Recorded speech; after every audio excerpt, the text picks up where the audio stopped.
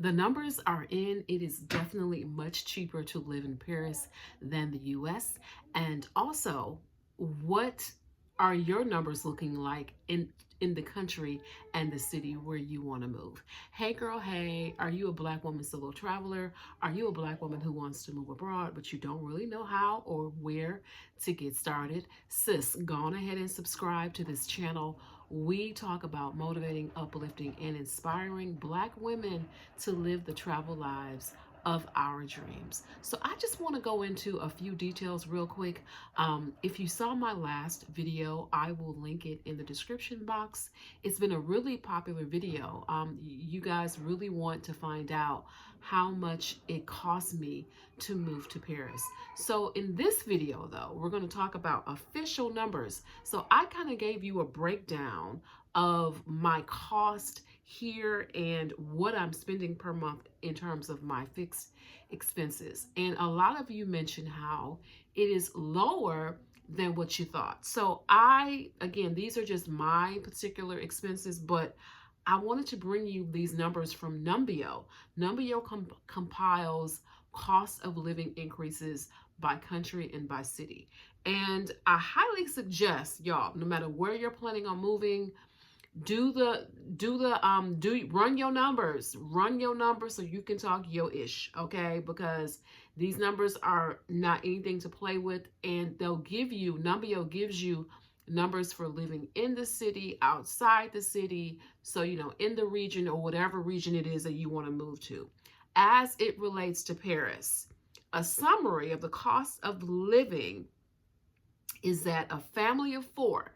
Now remember y'all, I'm just me. It's just me, solo dolo. So my costs are going to be lower than this. But for those of you who it's more than just you, a family of 4, the estimated monthly cost for a family of 4 is estimated at 3,900 euro. This does not include rent, okay? Does not include rent.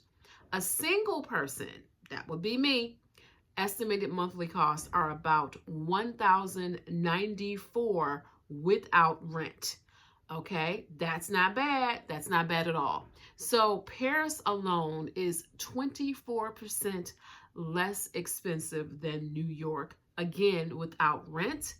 And rent in Paris is on average 58.9% lower than New York. So for y'all New Yorkers out there, listen, if you come to Paris, baby, your whole lifestyle is going to change. For most of us in the US, depending again upon where you live, you're able to live a decent lifestyle here for less.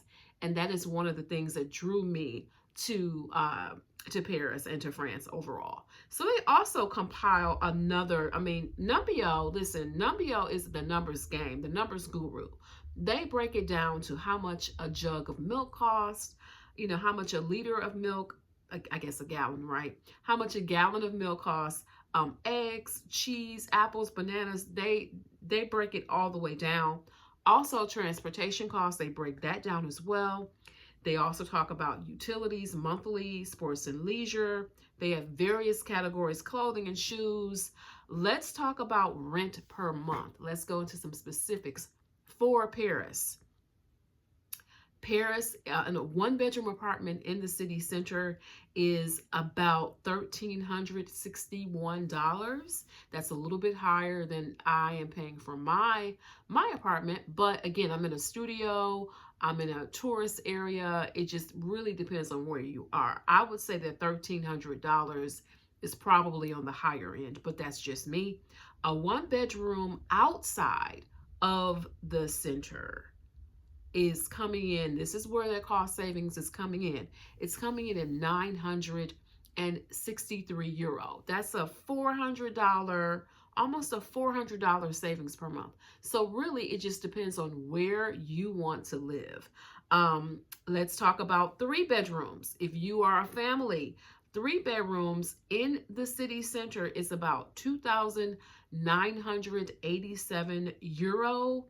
And a 3-bedroom outside of the city center is about 2,150 euro. So again, depends on your sizing. These numbers, I don't know. For me, these numbers are a bit expensive for a 3 bedroom, but again, 3 bedroom is going to mean a lot of space, okay?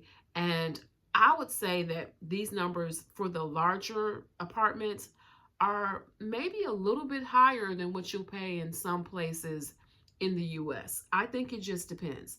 I know how much my 2 bedroom Atlanta apartment in Atlanta cost me. I would say for a 3 bedroom, you're probably looking at about, again, depending upon the area, so you're probably looking at about 2,000 or so per month. So it just, again, depends. Atlanta is going to be different than Dallas. Dallas is going to be different than Charlotte. LA is just LA, okay? So it just really depends. But I really want to encourage you guys, for those of you who are looking at moving abroad, it is imperative, baby, run your numbers so you can talk your stuff. Run your numbers before you go. Sites like Numbeo are really good at breaking the cost down. The one thing you don't want to do is to move to nobody's foreign country and then be like amazed by the cost.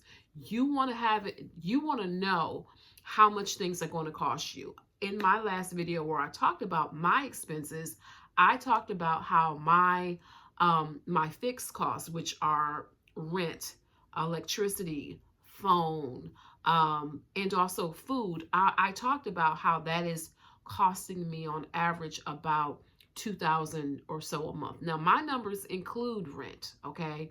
Now there are other expenses I have on top of that, but those are variable costs. Like for example, I'm shopping. I did some shopping the other day.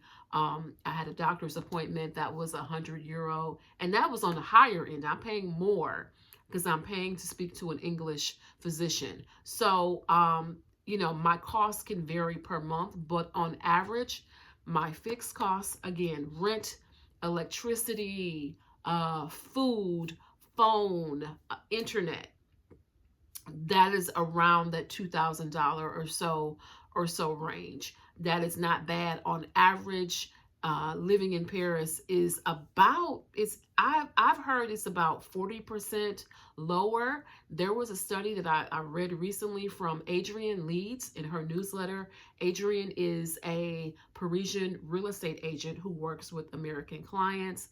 She quoted as much as 50%.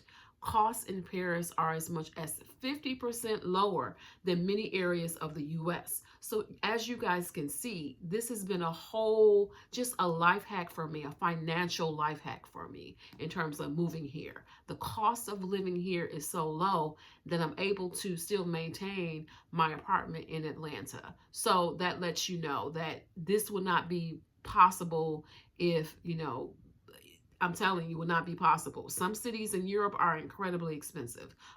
You've got in the UK, you've got London, baby, they pay an arm and 3 legs, okay? Switzerland, I haven't been to Switzerland yet. I plan to go this summer, but Switzerland is on the high end. They are expensive. You do not move to Geneva if you're looking to save money, okay? So some countries are going to be lower than others, but it is important. It is imperative that you run your numbers, that you find out what is realistic.